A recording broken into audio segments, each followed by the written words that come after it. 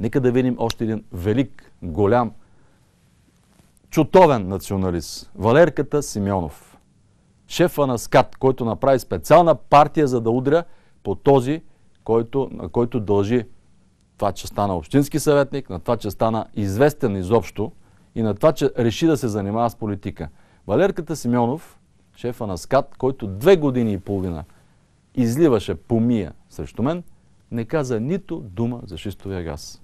Този велик патриот, този страхотен националист, този чутовен борец за правда и свобода не се изказа нито веднъж за шистовия газ. Не го чухте, нали? И аз не го чух. Просто защото не се изказа, защото той няма мнение.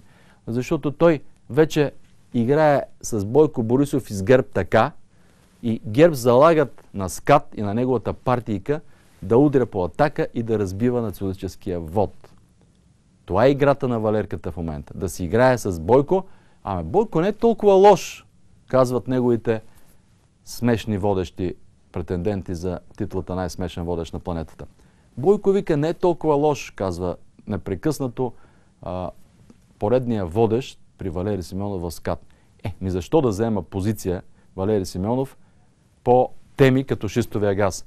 Тук виждаме една снимка, на която един друг титан, Валентин Касабов, е на някаква яхта с турския консул в Бургас.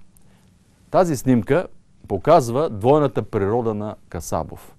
Той по телевизия СКАТ плюе срещу Волен Сидеров, Атака, обяснява как ние сме предали идеалите. В същото време той си пие питето с турския консул. Какво да каже за такъв човек? Какво да каже за такъв човек? Неговия шеф пък, Валери Симеонов, също бил станал тамплиер, научавам. Нека да видим тази снимка, в която и Валерката Симеонов бил посветен в тамплиерството. Това доживях и този момент.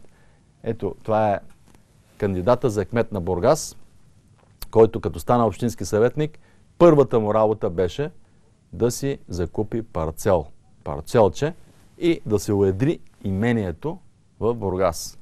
След което да си кабелизира собствената телевизия в нарушение на нормативите и да добие още имоти, апартаменти в Слънчев бряг, мотел в Малко Търново и така нататък. Националиста, патриота, велик Валери Симеонов, обаче нито дума не казва за шистовия газ, а тръгнал да става и тамплиер, научавам напоследък. Нека да видим и най-великия сред националистите Валерката Симеонов, шефа на СКАТ и на новосформираната партия на СКАТ БСФС.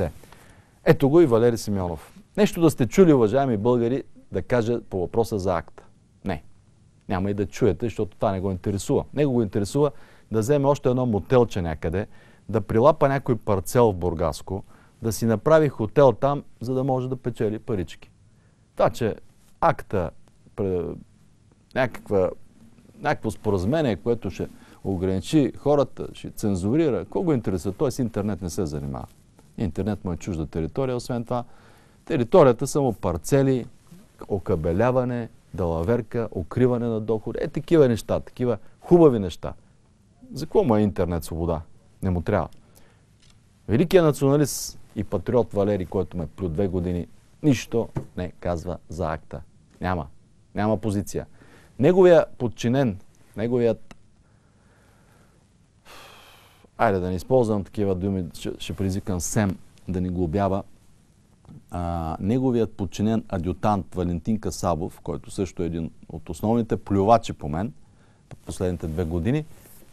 Ето, сега ще видим и неговата снимка на една яхта с турския консул, си пие питието, Валентин Касабов. Тук той е с турския консул. Той също по въпроса за акта не се изказва.